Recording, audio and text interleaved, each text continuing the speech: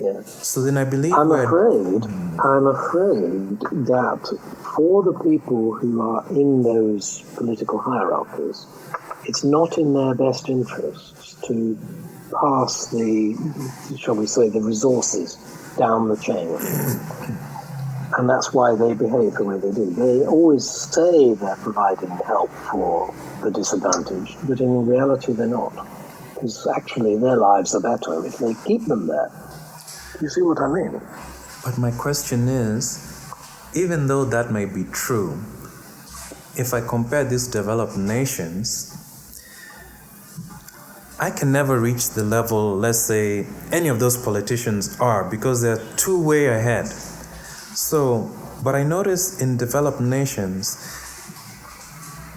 the playing field is still open, that I can still climb up the ladder and I'll still not be a threat to them compared to here, where if right now, let's say, they decided to allow the economy to flourish, there's no way I'll reach up to their level, even though, I become successful monetarily or resourceful wise. Yeah. So I'm still not a threat. So I don't understand why there's this oppression.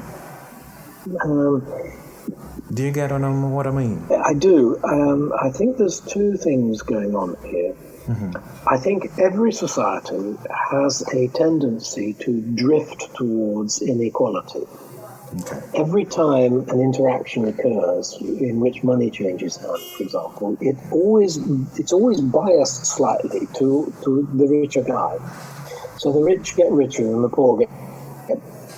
Now, the one thing that marks out the developed countries from the less developed countries is that there is something correcting that bias. There is a process of redistribution, taking the wealth out again to the people who are at the other end of the spectrum. Now, that doesn't occur in less developed countries. It simply doesn't occur. So the rich get richer and richer and richer.